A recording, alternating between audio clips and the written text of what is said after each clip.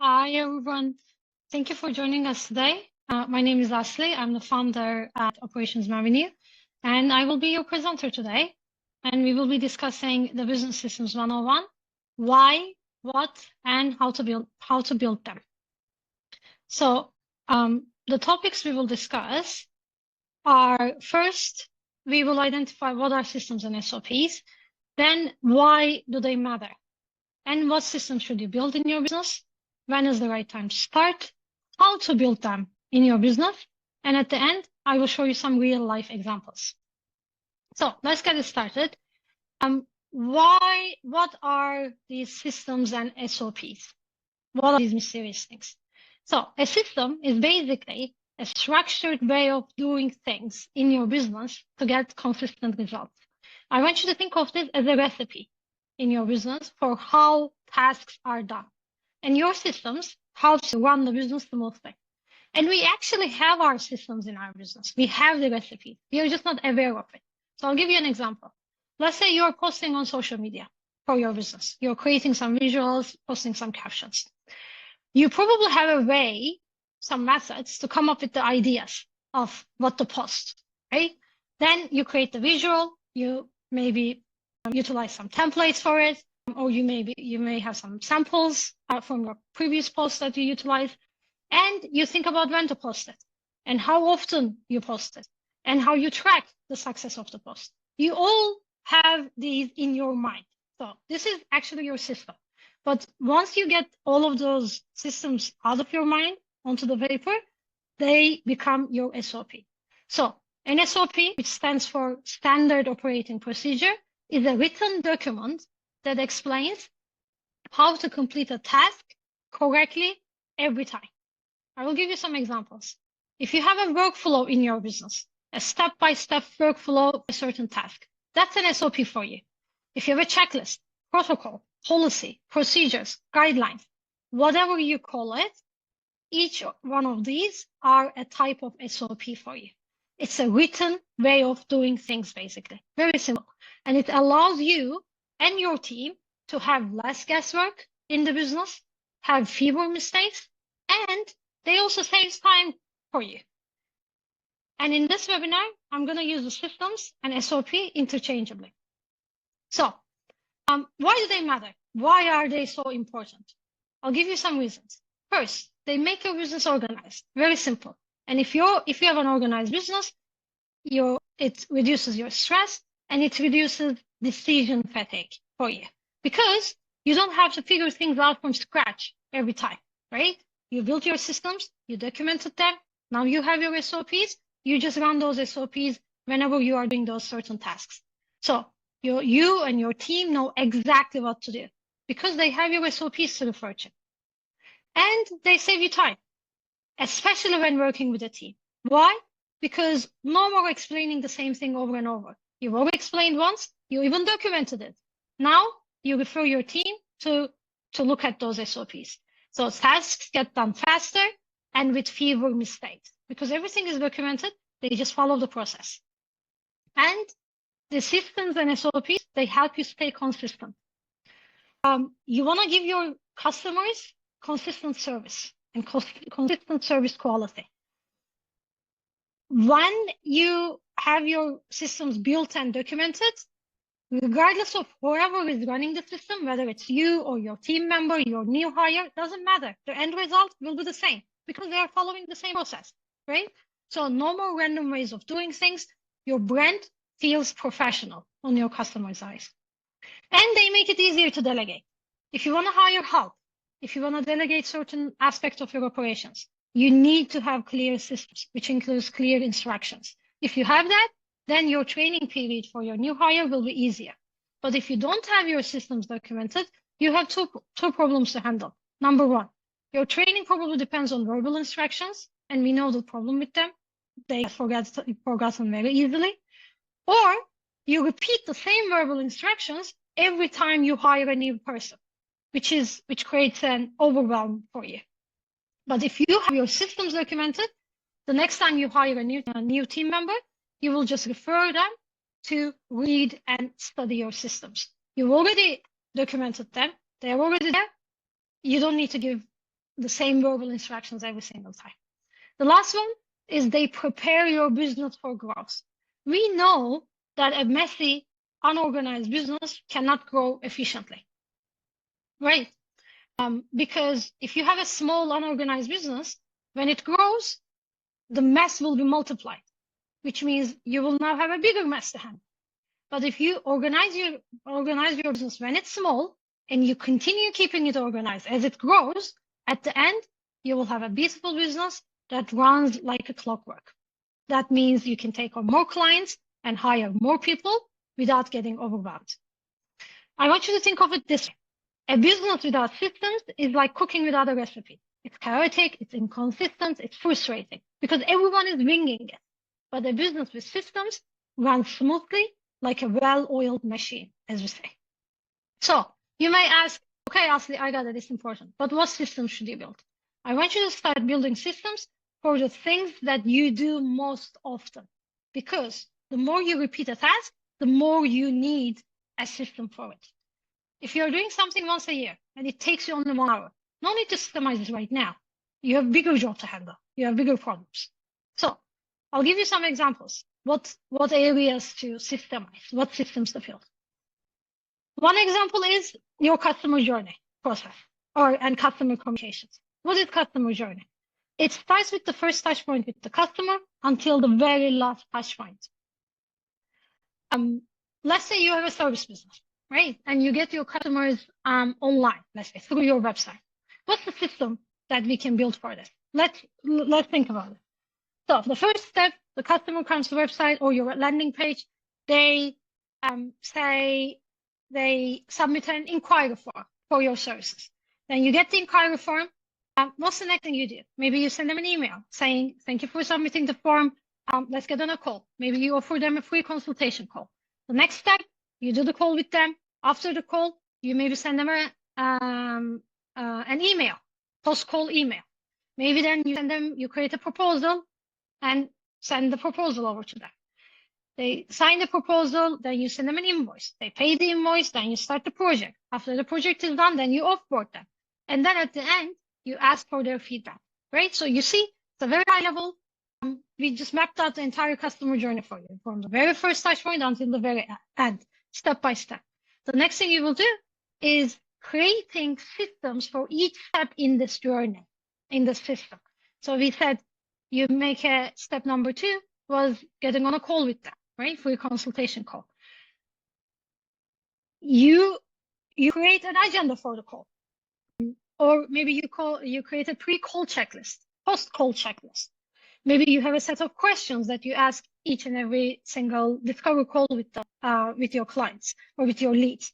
So you write down that set of questions and you prepare your system. The next thing, you create a proposal for them, or you send them an email reset, or you templatize that email. So the next thing you will send that email, you just copy paste, change the details, make it client specific, and voila, you send the email. Again, you created the system for that part as well. The next thing was the proposal. You create a template for the proposal so that you can do the same thing. Change the details, make it client specific, and shoot it. And same for the invoice as well. And just following this approach, you create your step-by-step process, and then you create the systems for each step in the process as well.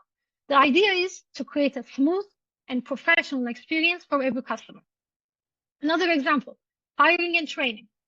What's your hiring process if you're hiring and growing your team? Where do you post your job posts? How do you onboard and train a new hire? Do you have a training roadmap? Do you have checklists or SOPs to help them get up to speed? Right? All of these things are the things that you consider when you are creating systems for new hire training. The idea for this is not to reinvent the wheel every time you bring someone onto your business. And I'm going to give you one tip. I want you to start small and pick the system that will save you the most time and stress right now. And this is usually the one that you repeat most often. Let's move on. So I get this question a lot. When is the right time to start?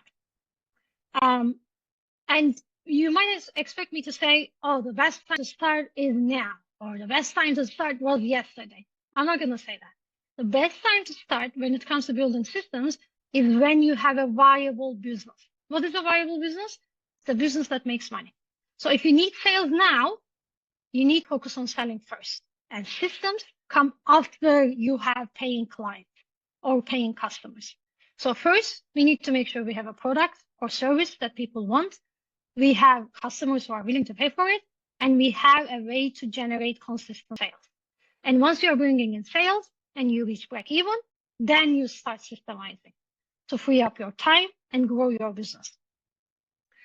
And then you may ask, how do I know when is the right time to build systems? I'm gonna give you some signs. So sign number one, if you're repeating the same task over and over, that is a really good sign that tells you you need to systemize that process. Because when you systemize it, you can be more efficient and you can reduce the time that you spend on that repeating task. For instance, if you're answering the same questions, sending the same email, onboarding new clients every time, maybe even every day, those are the areas that you need to build your systems. If you feel disorganized in the business and you feel things are slipping through cracks, maybe you missed some follow-ups, you forgot some steps, or you are struggling to keep up with admin tasks, right? We've all been there, so we know how it feels. If you are going through these, then it's another sign for you. You need to build in some systems.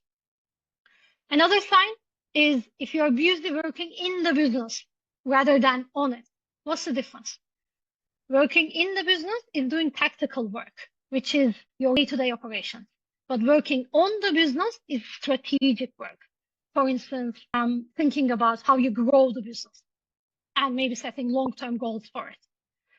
So if you're stuck in the daily grind and you just do tactical work and you can't even think about the strategic work because you don't have time to focus on growth, let's say, that's another sign for you. And last one, if you are making money, but your business feels chaotic, that means, let's say you reach break even or beyond, that means you are making profit, but your processes are messy and you are overwhelmed, you're stressed, you feel like the business is running you rather than you are running the business, then that's another sign for you. So, in short, from this slide, first we get our business to a stable place, then we build systems to make it easier to run and grow. The next one is how to build them. Okay, we got it. It's important. We know when to start, when it's the right time to start, how to build them. I'm going to give you 3-step roadmap. Very simple. Step number 1, I want you to start small and easy. Pick one thing to systemize. It's either something you do very often or something that causes stress to you. It's a process that is very messy, very unorganized, or something that will make you money because you need more money right now. If you're still unsure where to start, then just systemize how you move the customers through your business. So how do they find you? How do they buy from you? How do you follow up? How do you close them? How do you make the sales? How do you deliver? And how do you say bye to them, which means how do you offboard them, right? This is your customer journey. This is your most critical workflow. In most businesses, this is the most critical workflow. So start systemizing from there. Let's say that you pick that, or new client onboarding in step 1, you pick a new client onboarding to systemize. The next step is you to sit down and just write down how you're going to do it. You already have it. You've been doing it so many times. It's just in your mind. You just need to document it right now. So ask yourself, what's the first thing I do when I am onboarding a new client? What's the next thing I do? What is the next thing I do? Until the very end.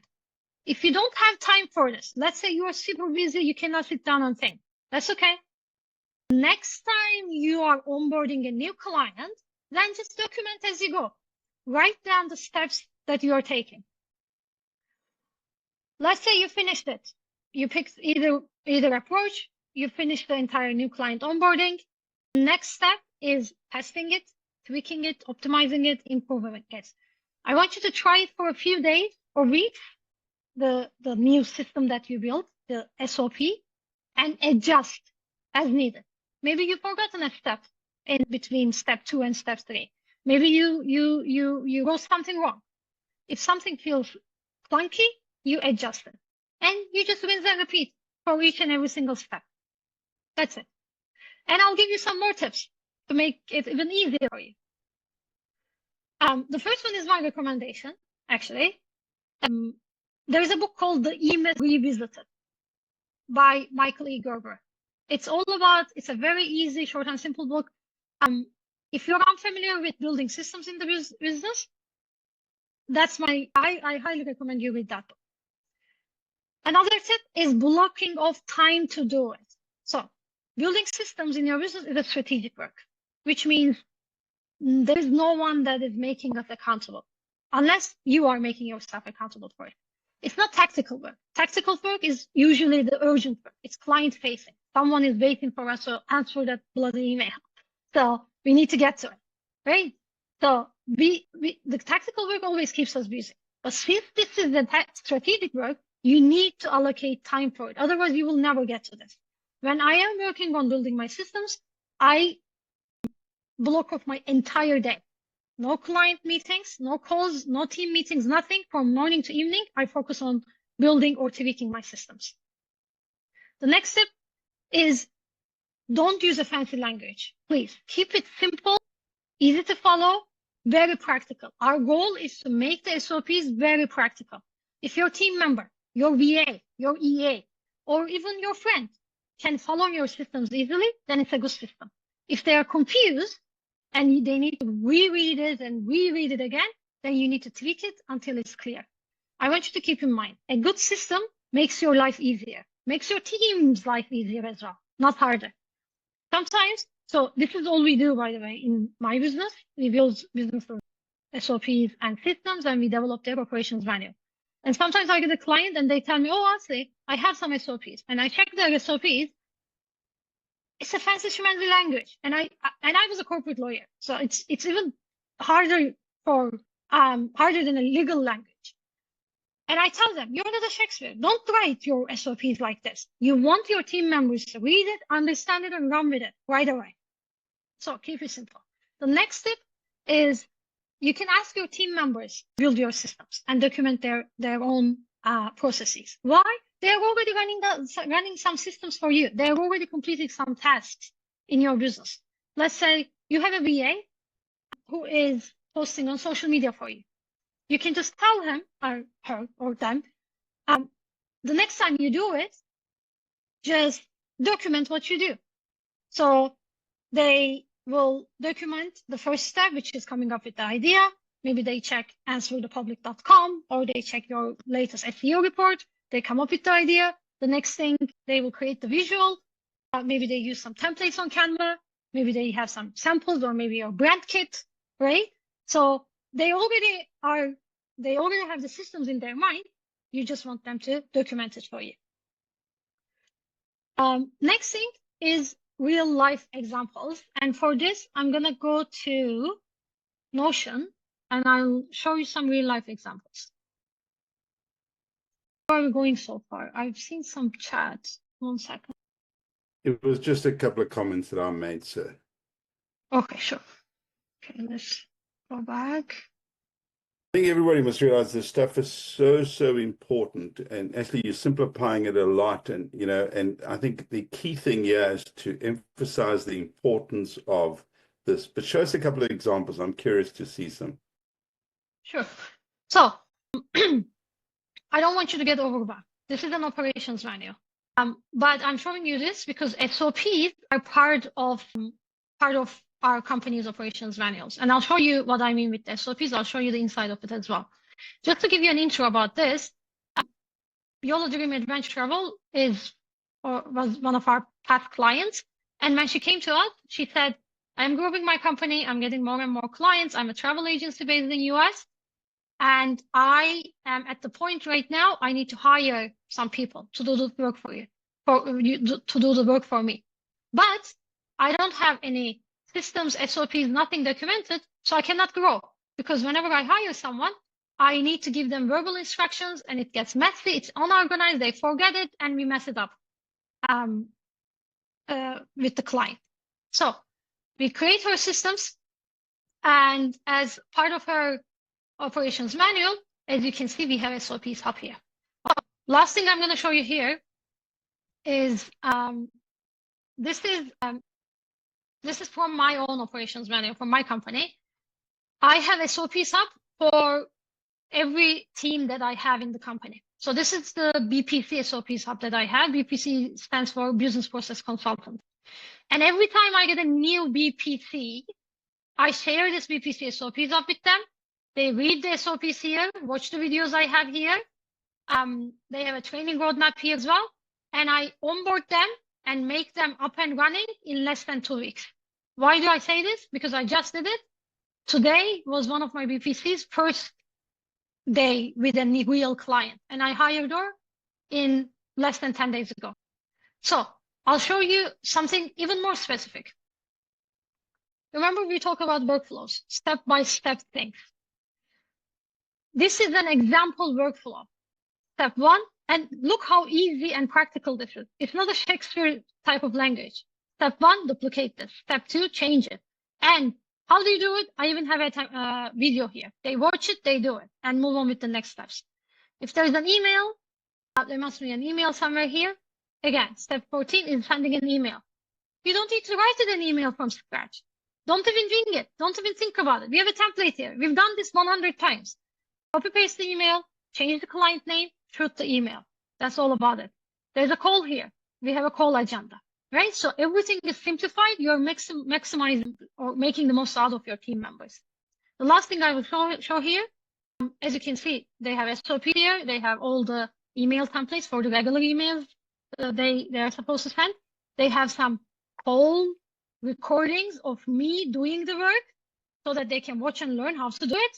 They don't need to come and shadow me from my shoulder, or they don't need to get on even a call with me. I've already recorded it. They watch it and they learn asynchronously. The last thing is their training roadmap. If you are hiring new team member, just get a training roadmap for them. It's a step-by-step process. They follow this training roadmap, and at the end, they are ready to take on their first custom OM project client. For you, it can be that you are ready to bake your first croissant if you have a bakery business, right? But this is the step-by-step process of their training when you onboard them. Let's go back.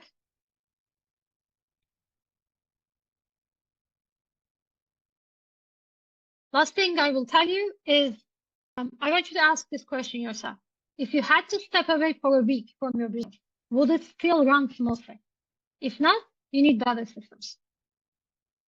And that's it. Thank you for listening.